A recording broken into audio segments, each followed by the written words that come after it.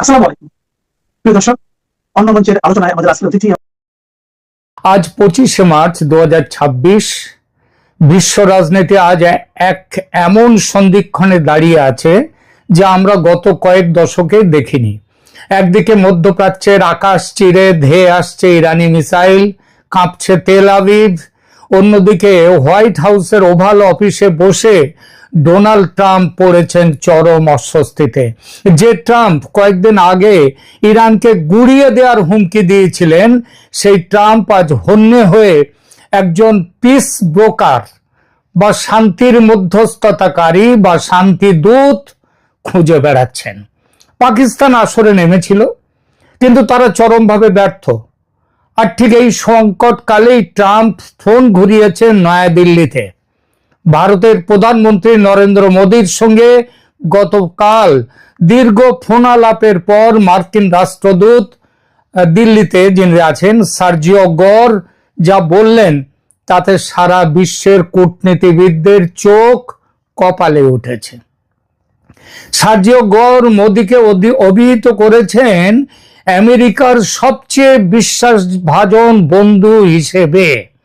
আজকের এপিসোডে আমরা বিশ্লেষণ করব ট্রাম্প কেন হঠাৎ ইরানের প্রতি এতটা নরম হলেন এবং হঠাৎ বা কেন ভারতের দুয়ারে হত্যা দিয়ে পড়লেন, কি আছে এই ফোনালাপের অন্তরালে, আর ইরান কেন আজ ইসরায়েলের একেবারে হৃৎপিণ্ড তেল আবিবে আঘাত হানতে সফল হলো। ভিডিওটি শেষ পর্যন্ত দেখুন, কারণ আজকের আলোচনাটি অত্যন্ত গুরুত্বপূর্ণ, বিস্ফোরক হতে চলেছে। প্রথমে আসা যাক রণক্ষেত্রের খবরে একটু। আজ সকালে ইরান শুরু করেছে যে অপারেশন, তার নাম দিয়েছে অপারেশন ট্রু প্রমিস 4। আপনারা আর একবার বলি, তার নাম হচ্ছে অপারেশন ট্রু প্রমিস 4, অর্থাৎ অপারেশন প্রমিস, প্রতিজ্ঞা চতুর্থ। আপনারা জানলে অবাক হবেন, এবারের হামলায় ইরান সাধারণ মিসাইল ব্যবহার করেনি, তারা ব্যবহার করেছে অত্যাধুনিক ক্লাস্টার ওয়ারহেড, ক্লাস্টার বোম নয়, ক্লাস্টার ওয়ারহেড বা মাল্টি ওয়ারহেড ব্যালিস্টিক মিসাইল। এটা অত্যন্ত আধুনিক প্রযুক্তির। ইসরায়েলের গর্ব যে আয়রন ডোম বা অ্যারো ডিফেন্স সিস্টেম আজ ইরানের সমস্ত মিসাইল আটকাতে পারেনি, বড় অংশের মিসাইল আঘাত করেছে ইসরায়েলের লক্ষ্যে। এর কারণ হলো এই নতুন ধরনের প্রযুক্তি। একটা মিসাইল যখন আকাশ দিয়ে ধেয়ে আসে এবং সেটি মাঝপথে 4-5টা আলাদা আলাদা ভাগে হঠাৎ বিভক্ত হয়ে যায় একেবারে আঘাতের আগে, ইন্টারসেপ্টরের আগে, তখন ইসরায়েলি ইন্টারসেপ্টর গুলো কি করবে, কোনটা ছেড়ে কোনটা আটকাবে ভেবে পায় না। সবকটি মিসাইলকে থামাতেও পারে না। যখন একটিকে থামায় তখন বাকিগুলো ছুটে যায় নিশানার দিকে এবং লক্ষ্যভেদ করে। ফলাফল, তেল আবিবের উত্তরাঞ্চলের আবাসিক এলাকায় সরাসরি আঘাত লেগেছে, জবরদস্ত আঘাত। প্রাণহানির খবর নেই, প্রাণহানির খবর কেউ দেয়ও না যুদ্ধের সময় পরিষ্কারভাবে। কারণ তবে এটা দেখা গেছে যে দিনভর তেল আবিবে সাইরেন বেজেছে, মুহুর্মুহু বিস্ফোরণ হয়েছে এবং ইসরায়েলেরা আশ্রয় নিয়েছে বাংকারে। বাংকারের বাইরে সেখানে ইরানি মিসাইল তখন বিস্ফোরণ ঘটিয়ে চলেছে একের পর এক। এই বিস্ফোরণ ইসরায়েলের অপরাজেয় ইমেজে বড় ধস নামিয়েছে। ট্রাম্প বুঝতে পেরেছেন ইরান কোনো পেপার টাইগার বা কাগুজে বাঘ নয়, তারা সত্যিকারের টাইগার। সরাসরি ইসরায়েলের হৃৎপিণ্ডে আঘাত করার ক্ষমতা রাখে ইরান। কিন্তু আমেরিকার ভূখণ্ড তো ইরান থেকে বহু দূরে, সেখানে তো ইরানি মিসাইল এখনো যা খবর তাতে আঘাত করতে পারবে না। তাহলে এত ভয় কেন পাচ্ছেন ট্রাম্প? কেননা ট্রাম্প যুদ্ধ থামাতে আজকে কেন মরিয়া? তাহলে তিনি তো লড়াকু মেজাজের মানুষ। লোককে গ্রিনল্যান্ড দখল করব, কানাডা আমার মধ্যে চলে এসো, ভেনেজুয়েলার মাদুরোকে তুলে নিয়ে এলাম। তাহলে এত ক্ষমতাবান মানুষ তার ভয়টা কোথায়? ভয়টা কিন্তু সামরিক নয়, ভয়টা অর্থনৈতিক। সবার উপরে জ্বালানি সংকট। ইরান হুমকি দিয়েছে তারা স্ট্রেট অফ হরমুজ বা হরমুজ প্রণালী পুরোপুরি ব্লক করে দেবে। যদি তাই হয় তবে বিশ্ববাজারে তেলের সরবরাহ কমপক্ষে 25% কমে যাবে।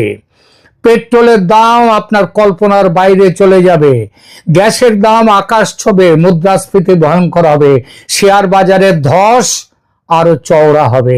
এক কথায় অর্থনীতি চৌপাট। এই অর্থনীতি শুধু ইরানের নয়, অন্য দেশের নয়, আমেরিকারও। তাই ট্রাম্প ইরানের পাওয়ার প্ল্যান্টে হামলার জন্য যে আলটিমেটাম দিয়েও উপযাচক হয়ে 5 দিন পিছিয়ে দিয়েছেন, সেটা এই কারণে। কারণ তিনি বুঝতে পেরেছেন যুদ্ধ শুরু করা সহজ কিন্তু শেষ করা কঠিন। আমেরিকার অর্থনীতি এই মুহূর্তে আর একটা বড় যুদ্ধ কাঁধে নেয়ার মতো অবস্থায় নেই, অবস্থা খারাপ। তাই ট্রাম্প ব্যস্ত হয়ে উঠেছেন যুদ্ধবিরতির জন্য শান্তি প্রস্তাব তৈরি করতে। করেও ফেলেছেন একটি 15 পয়েন্টের পিস প্ল্যান, শান্তি চুক্তি, মানে শান্তি তার তরফ থেকে একটা শান্তি প্ল্যান। তবু কথায় আছে না, ভাঙবে তবু মচকাবে না। একটা 15 পয়েন্ট পিস প্ল্যান তৈরি করে খুব প্রচার করছে আমেরিকা। সেখানে শান্তি স্থাপনের জন্য আমেরিকা ইরানের কাছে কি চাইছে সেগুলো বলা আছে। এই পিস প্ল্যানের একটি কপি পাকিস্তানের প্রধানমন্ত্রী শেহবাজ শরীফ আর ফিল্ড মার্শাল আসিফ মুনির আলোচনা করতে চেয়েছিলেন ইরানি প্রেসিডেন্ট পেজেশকিয়ানের সঙ্গে, আলোচনা করেছেন। কিন্তু প্রস্তাব দেখে ইরান ক্ষেপে লাল। সঙ্গে সঙ্গে তেল আবিব আর খাড়ি দেশের যারা আমেরিকার স্যাটেলাইট আর আমেরিকার মিত্র, সেই আরব মিত্রদের ওপর আক্রমণ আরো জোরদার করেছে। ওই প্ল্যানটা দেখে কি আছে আমেরিকার পিস প্ল্যানে, 15 দফাটা তাহলে একটু বলি। 1 নম্বর 1 মাসের যুদ্ধ বিরতি।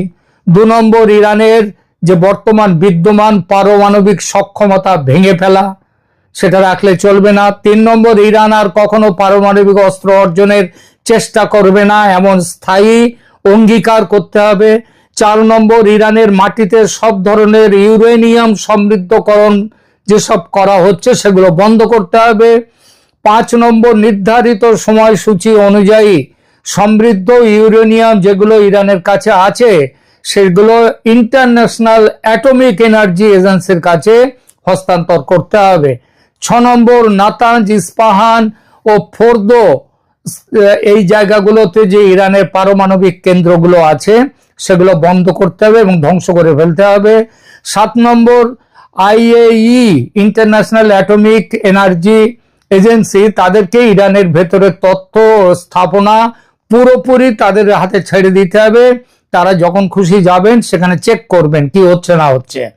8 নম্বর সেন্ট্রিফিউজ অকার্যকর করা এবং সমৃদ্ধকরণ অবকাঠামো দ্রুত নিষ্ক্রিয় করা। এর সবই হচ্ছে ওই পারমাণবিক অস্ত্র যাতে তৈরি না করতে পারে, কিংবা পারমাণবিক এমনকি পারমাণবিক বিদ্যুৎ প্রকল্পও যাতে ভালোভাবে তৈরি না করতে পারে সেই ব্যবস্থা। 9 নম্বর ব্যালিস্টিক ক্ষেপণাস্ত্র কর্মসূচি যা ইরানের আছে সেটাকে কঠোরভাবে সীমিত করতে হবে বা একেবারে বন্ধ করে দিতে হবে, অর্থাৎ ব্যালিস্টিক মিসাইল তৈরি করা যাবে না। 10 নম্বর পরবর্তী আলোচনায় ক্ষেপণাস্ত্রের সংখ্যা ও পাল্লার সীমা বেঁধে দেওয়া হবে, যে কত মিসাইল ইরান রাখতে পারবে এবং তাদের কতটা পাল্লা কতটা হবে, কত দূর যাবে, সেগুলো বেঁধে দেবে কে? আমেরিকা। হিজবুল্লাহ 11 নম্বর হিজবুল্লাহ, হামাস সমেত হুতি ইত্যাদি যে আঞ্চলিক ইরানের প্রক্সি গোষ্ঠীগুলো রয়েছে যাদেরকে ইরান অর্থ অস্ত্র দেয় সেটা বন্ধ করতে হবে। 12 নম্বর ইরানের সামরিক সক্ষমতাকে শুধু আত্মরক্ষামূলক কাজেই সীমিত রাখতে হবে, মানে তারা সামরিক কাজকর্ম যুদ্ধের জন্য নয়, নিজেদের প্রয়োজনে রাখতে হবে, নিজেদের দেশের ভেতরের প্রয়োজন। 13 নম্বর হরমুজ প্রণালী পুরোপুরি খোলা রাখা, এত কিছু দিতে হবে ইরানকে। আর ইরান বিনিময়ে পাবে কি, সেটা আছে পিস প্ল্যানের শেষ দুটো পয়েন্টে। সেই পয়েন্ট দুটো কি? বিনিময়ে আন্তর্জাতিক নিষেধাজ্ঞা যেগুলো গত কয়েক বছর ধরে আমেরিকা এবং ইউরোপিয়ানরা দিয়ে রেখেছে ইরানের ওপর, সেটা তুলে নেওয়া হবে এবং বেসামরিক পরিকল্পনার যেসব পারমাণবিক প্রকল্প আছে ইরানের, সামরিক ব্যাপার নয়, সেখানে তারা সহায়তা করবে। 15 নম্বর, স্ন্যাপব্যাক পদ্ধতি, অর্থাৎ স্বয়ংক্রিয়ভাবে নিষেধাজ্ঞা ফিরিয়ে আনার ব্যবস্থার অবসান, মানে যখন খুশি তখন নিষেধাজ্ঞা জারি হবে, এটা করতে পারবে না। এই দুটো হচ্ছে, শেষ দুটো হচ্ছে ইরানের পক্ষে কিছু বলা। ইরান এর ওপরে কি বক্তব্য রেখেছে? ইরানের দিক থেকে সবচেয়ে স্পষ্ট বার্তা হলো তারা ট্রাম্পের এই আলোচনা সংক্রান্ত দাবিকে 15 পয়েন্টের এটাকে বিশ্বাসযোগ্যই মনে করে না। রয়টার্স তার রিপোর্টে বলেছে তেহরান এসব আলোচনার কথা ফেক বা ভুয়ো বলে উড়িয়ে দিয়েছে, বলেছে আমাদের সাথে কোন রকম আলোচনা আমেরিকার হচ্ছে না, হয়নি। আরো কিছু প্রতিবেদনে বলা হয়েছে প্রস্তাবটি পাকিস্তানের মাধ্যমে পাঠানো হয় এবং তা ইরানিদের ব্যবস্থার ভেতরে ইরানের কতদূর অবধি গিয়েছে সেটাও পরিষ্কার নয়, কারণ পাকিস্তানিদের সঙ্গে ইরান কথা বলার ব্যাপারে এই যুদ্ধ অভ্যন্তরীণ যোগাযোগ ব্যবস্থা এই যুদ্ধের সময় একটু কঠিন, বিশেষত যেভাবে তাদেরকে মারবার জন্য আমেরিকা এবং ইসরায়েল তৈরি হয়ে রয়েছে, তাতে যোগাযোগ সবসময় করে ওঠা মুশকিল। আর এমন প্রস্তাবের সম্মতি দিতেও পারে না ইরান। তাই প্রকাশ্যে দূরত্ব রেখে ইরান বলছে যে মার্কিন পক্ষ অবাস্তব কিছু স্বপ্ন দেখছে, অবাস্তব, এটা স্বপ্ন দেখছে। এর মানেটা কি? এটা আসলে শুধু পিস প্ল্যান নয়, বরং যুদ্ধবিরতির সঙ্গে জুড়ে দেয়া এক ধরনের বিস্তৃত নিরাপত্তা ও পারমাণবিক পুনর্গঠন প্যাকেজ। সমস্যা হলো প্রস্তাবের কেন্দ্রবিন্দুতে আছে শূন্য সমৃদ্ধকরণ, পারমাণবিক স্থাপনা নিষ্ক্রিয়করণ, ক্ষেপণাস্ত্র মিসাইল সীমাবদ্ধতা, প্রক্সি নেটওয়ার্ক ছাঁটাই। এগুলোর সবগুলোই হচ্ছে ইরানের জন্য অত্যন্ত সংবেদনশীল এবং কৌশলগত বিষয়। ইরানের পক্ষে এগুলো মেনে নেওয়া সম্ভবই নয়। তাই আপাতত এটিকে শান্তি চুক্তি না বলে বলা যায় এটা মার্কিনীদের উইশ লিস্ট, মার্কিনীরা কি চায় সেইটা। পাকিস্তানের চেষ্টা মাঠে মারা যাওয়াতে ট্রাম্প এখন এমন একজনকে খুঁজছেন যিনি শান্তি প্রক্রিয়ার মধ্যস্থতা করতে পারবেন, যার কথা ইরান শুনবে, আবার ইসরায়েলও মানবে। আর এই সমীকরণে পাকিস্তান এই ভারত দুই দেশ লাইমলাইটে চলে এসেছিল, কিন্তু পাকিস্তান চলে গেছে। গত দুদিন ধরে আমরা দেখেছি পাকিস্তানের সেনাপ্রধান আসিম মুনির এবং প্রধানমন্ত্রী শেহবাজ শরীফ খুব দৌড়ঝাঁপ করছেন, মানে ফোনে। তারা ট্রাম্পের হয়ে মধ্যস্থতা করতে ইরানি রাষ্ট্রপতি মাসুদ পেজেশকিয়ানের সঙ্গে বৈঠক করেছেন, কিন্তু ফলাফল শূন্য। কেন? কারণ পাকিস্তান সফল হয়নি বা হবে না, তার কয়েকটা কারণ আছে, সেই কারণগুলো ছোট্ট করে বলি। প্রথমত সীমান্ত উত্তেজনা, উগ্রবাদ, এটা সবচেয়ে বড় কারণ পাকিস্তান এবং ইরানের মধ্যে যে ট্রাস্ট ডেফিসিট, তার জন্য। দু দেশের মধ্যে 900 কিলোমিটার দীর্ঘ সীমান্তে বেলুচিস্তান অঞ্চলটি অবস্থিত। ইরান অভিযোগ করে সুন্নি জঙ্গি গোষ্ঠী জৈশ আল আদাল তারা পাকিস্তান থেকে ইরানে হামলা চালায়। ইরান তো শিয়াদের দেশ, আর পাকিস্তানের সুন্নি জঙ্গি গোষ্ঠী জৈশ আল আদাল তারা ইরানে হামলা চালায় এই অঞ্চল থেকে। আবার পাকিস্তানের অভিযোগ বেলুচ বিচ্ছিন্নতাবাদী গোষ্ঠীগুলো, যেমন বেলুচিস্তান লিবারেশন আর্মি, এরা ইরানের মাটিতে আশ্রয় পায়। এই যে পাল্টাপাল্টি দোষারোপ, এবং গত 2024 সালের জানুয়ারিতে একে অপরের ভূখণ্ডে সরাসরি মিসাইল হামলা করার ফলে সম্পর্কের মধ্যে যে ফাটল ধরেছে তা সহজে ভরাট হওয়ার নয়। দ্বিতীয়ত সৌদি ফ্যাক্টর ও ভূ রাজনীতি। পাকিস্তান ঐতিহাসিকভাবে সৌদি আরবের খুব কাছের এবং তাদের সামরিক সহযোগী চুক্তি আছে। যেহেতু সৌদি আরব ও ইরানের মধ্যে দীর্ঘকাল ধরে আঞ্চলিক আধিপত্যের লড়াই চলছে, তাই তেহরান সবসময় ইসলামাবাদকে সন্দেহের চোখে দেখে। পাকিস্তান একদিকে আমেরিকার ওপর নির্ভরশীল, অন্যদিকে সৌদি আরবের আবার ঘনিষ্ঠ। এই সমীকরণটি ইরানের কাছে বড় একটা অস্বস্তির কারণ। তৃতীয়ত ধর্মীয় আদর্শিক মতভেদ। 1979 সালের ইসলামী বিপ্লবের পর ইরান একটি শিয়া রাষ্ট্র হিসেবে আবির্ভূত হয়। অন্যদিকে পাকিস্তান সুন্নি প্রধান দেশ। আফগানিস্তান যুদ্ধে এবং মধ্যপ্রাচ্যের বিভিন্ন ইস্যুতে দুই দেশ, মানে পাকিস্তান এবং প্রায় বিপরীত মেরুতে থাকে। শিয়া ও সুন্নি গোষ্ঠীগুলোকে সমর্থন দিচ্ছে ইরান এবং পাকিস্তান। ইরান দিচ্ছে শিয়াদের সমর্থন, আর পাকিস্তান দিচ্ছে আবার সুন্নিদের সমর্থন দিয়ে দুজনেই ঝামেলা পাঠাচ্ছে। এই প্রক্সি ওয়ার বা ছায়াযুদ্ধ তাদের মধ্যে চরম একটা ট্রাস্ট ডেফিসিট তৈরি করেছে। এবং চতুর্থত, ভারত ও চাবাহার বন্দর ইস্যুর ইরান ভারতের সঙ্গে ঘনিষ্ঠ সম্পর্ক বজায় রাখে। চাবাহার বন্দর তৈরি হয়েছে ইরানে ভারতের সহায়তায়, ভারতের আর্থিক মদতে। পাকিস্তান মনে করে ভারত এই চাবাহার বন্দর ব্যবহার করে বেলুচিস্তানে অস্থিরতা ছড়ানোর চেষ্টা করছে। এই বিষয়টি নিয়েও পাকিস্তানের সেনাবাহিনী ইরানের ওপর ক্ষুব্ধ। পাকিস্তান চেয়েছিল মধ্যপ্রাচ্যের এই যুদ্ধে মধ্যস্থতা করে নিজেদের গ্লোবাল ইমেজ সেটাকে উঁচু করতে, কিন্তু তেহরান তাদের মুখের উপরে দরজা বন্ধ করে দিয়েছে, পাকিস্তানের সাথে কথা বলবে না। আর ঠিক এই জায়গা থেকেই শুরু হয়েছে আজকের আলোচনার সবচেয়ে গুরুত্বপূর্ণ অংশ। পাকিস্তান যখন ব্যর্থ, ট্রাম্প তখন ফোন করলেন মোদিকে।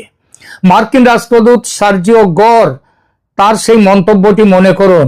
তিনি বলেছিলেন, আমেরিকার সবচেয়ে বিশ্বাসভাজন বন্ধু প্রধানমন্ত্রী মোদি। ভারত কেন এই সংকটে তুরুপের তাস আমেরিকার? কারণ চাবাহার বন্দর ও ইরান, ভারতের সঙ্গে ইরানের ঐতিহাসিক এবং বাণিজ্যিক সম্পর্ক অত্যন্ত গভীর। চাবাহার বন্দরের মাধ্যমে ভারত ইরানের অর্থনীতিতে বড় ভূমিকা রাখে। ইরান ভারতকে বিশ্বাস করে কারণ ভারত কখনো ইরানের অভ্যন্তরীণ বিষয়ে নাক গলায়নি। কারণ ভারতের সঙ্গে আর একটা কারণ হচ্ছে ভারতের সঙ্গে অন্যদিকে ইসরায়েলের কানেকশন। প্রধানমন্ত্রী মোদির সঙ্গে নেতানিয়াহুর বন্ধুত্ব সর্বজন বিদিত। আবার ইরানের সঙ্গে ভারতের গভীর যোগ, অর্থাৎ দুই যুযুধান পক্ষের কাছে যারা লড়াই করছে তাদের কাছে ভারতের গ্রহণযোগ্যতা আছে। ভারত কোনো এক পক্ষের লোক নয়, ভারত সব পক্ষের। এখানেই ভারতের কূটনীতির সাফল্য। এই জন্যেই হরমুজ প্রণালী দিয়ে ভারতের তেল ও গ্যাসের ট্যাঙ্কার ভর্তি জাহাজ আসতে দিচ্ছে ইরান, এমনিতে নয়। ভারতের মতো সত্যিকার নিরপেক্ষ অবস্থান চীন, রাশিয়া বা অন্য কোনো দেশের নেই। তারা সবাই কোনো না কোনো পক্ষের দিকে ঝুঁকে আছে। তাই তারা নিরপেক্ষ ও বিশ্বাসযোগ্য মধ্যস্থতাকারী হতে পারে না। ব্যক্তিগত কেমিস্ট্রির ভূমিকাও এখানে কম নয়। ট্রাম্প জানেন, মোদি যদি ব্যক্তিগতভাবে ইরানের রাষ্ট্রপতি পেজেশকিয়ানকে বলেন, যথেষ্ট হয়েছে ভাই, এবার বন্ধ করুন লড়াই, তবে তেহরান তা গুরুত্ব দিয়ে বিবেচনা করবে। কারণ যুদ্ধ থামলে তাদেরও লাভ আছে, লাভ বেশি বই কম নয়। তারা তাদের পুরনো দাবি দাওয়া এই সুযোগে নিজেদের পক্ষে মীমাংসা করে নিতে পারে। আজকের ফোন আলাপে ট্রাম্প মোদিকে অনুরোধ করেছেন যাতে ভারত মধ্যস্থতা করে হরমুজ প্রণালী সচল রাখতে সাহায্য করে। ভারতও চাইছে দ্রুত শান্তি ফিরুক, কারণ হরমুজ প্রণালীতে কিছু ভারতীয় জাহাজ চলে আসতে পারলেও ভারতের আরো কয়েকটি জাহাজ নানা কারণে আটকে আছে। ফলে কিছুটা হলেও ভারতের জ্বালানি নিরাপত্তা এখন ঝুঁকির মুখে। বন্ধুরা, ট্রাম্পের এই মরিয়া ভাব প্রমাণ করে যে বিশ্ব রাজনীতিতে ক্ষমতার কেন্দ্রবিন্দু এখন পশ্চিম থেকে পূর্বের দিকে সরছে। ট্রাম্প বুঝতে পেরেছেন যুদ্ধ শুরু করে তিনি ভুল করেছেন। এখন সম্মানজনকভাবে বেরোনোর জন্য তার মোদির সাহায্য ছাড়া গতি নেই। মোদি ছাড়া পিস ব্রোকার হিসেবে কারো তেমন গুরুত্ব নেই। ট্রাম্প তাই ফোন করেছেন মোদিকে, অনেকটা নিরুপায় হয়েই। কারণ যুদ্ধ থামাতে ট্রাম্প এখন মরিয়া। আগামী 4টে দিন খুব গুরুত্বপূর্ণ। ভারত কি পারবে এই যুদ্ধের আগুন নেভাতে, নাকি মধ্যপ্রাচ্যের এই আগুন তৃতীয় বিশ্বযুদ্ধের দিকে মোড় নেবে? আপনাদের কি মনে হয় দর্শক? মোদি কি পারবেন ট্রাম্পের হয়ে এই সমস্যার সমাধান করতে, কিংবা পেজেশকিয়ানের হয়ে এই সমস্যার সমাধান করতে? নিচে কমেন্ট করে জানান। ভিডিওটি ভালো লাগলে লাইক করুন, শেয়ার করুন, যাতে সবাই এই ভূ রাজনৈতিক চালগুলো বুঝতে পারে। আর সাবস্ক্রাইব করতে ভুলবেন না ক্যালকাটা ডায়ালগস চ্যানেলকে। দেখা হচ্ছে পরের এপিসোডে। ধন্যবাদ।